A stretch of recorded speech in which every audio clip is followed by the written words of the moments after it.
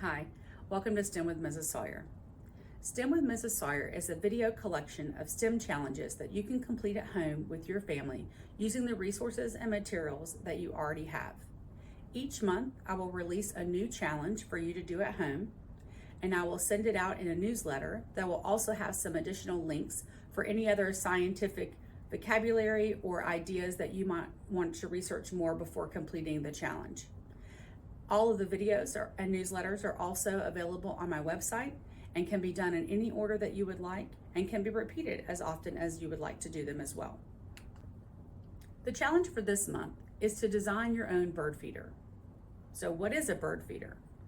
A bird feeder is some type of device that allows you to put out food for a bird that they can access safely. So you need to think about all of the different things that would need to be included in your bird feeder. Is your bird feeder going to be protected from the weather, or do you need to provide that? Is your bird feeder going to be somewhere where other animals such as squirrels can get to it, and do you need to think about that in your design process? So think about what a bird feeder needs to have in order to be successful. So it needs to be able to provide food for a bird that they can get to, right?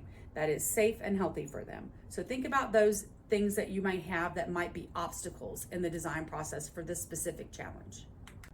We want to start by entering the ask phase. This is where you're going to define the problem and think about who your bird feeder is going to serve. So are you creating a bird feeder that is going to serve a specific type of bird? Do you maybe have one type of bird that comes to your yard?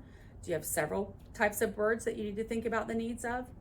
And do you have specific animals or predators in your yard that may either want to harm the bird when it goes to the bird feeder, or that may try to take the food for itself? So think about the limits that you have with environment and materials and all of those things when you start to define that problem. Is your bird feeder going to serve multiple types of birds? And does your bird feeder need to have any specific things with it, any specific features in order to keep it away from other animals? Now we want to enter the imagine phase. We want to come up with all of the possible solutions that we could have for our bird feeder.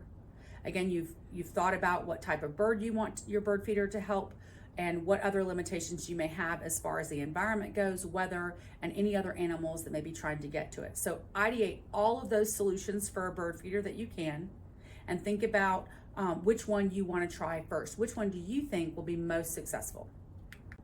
Now you're going to enter the planning phase. This is where you're going to choose the design that you thought would be most successful from your imagine phase, and you're going to make a diagram for it.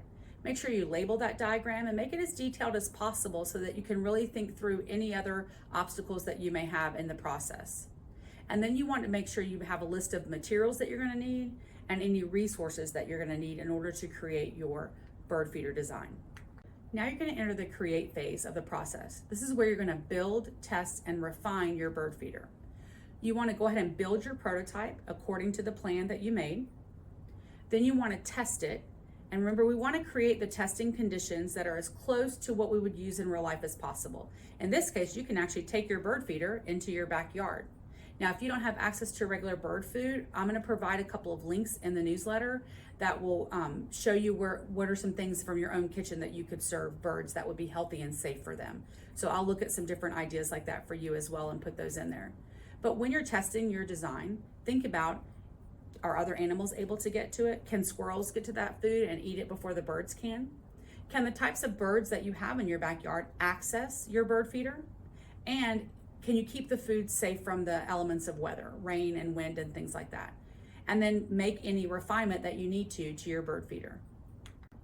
As you work through the create phase, remember you're going to iterate. You're going to continue to work through that create phase multiple times in order to make the most successful bird feeder that you can. This is where you're going to redesign, retest, and rebuild as often as you need to work through any things that weren't as successful in your bird feeder as they could have been.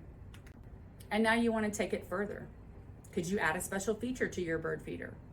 Could you create a bird feeder that maybe serves multiple purposes? Maybe it also provides a home for your bird. What is something you could do to take that bird feeder to the next level? Maybe make it more sturdy. Maybe make it hold more food so that it lasts longer for the birds that you want your bird feeder to provide food for. And now you want to make sure that you shared the design process and the prototype that you created with someone at home.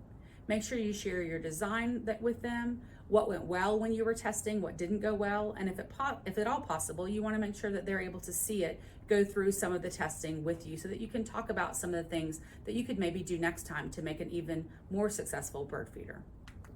Thank you again for joining me with STEM with Mrs. Sawyer. As a reminder, send me any pictures and video that you have of the challenges that you create at home, and that all challenges and newsletters are always available on our website, so you can go back to them at any time you'd like. Thank you so much, and I'll see you next time.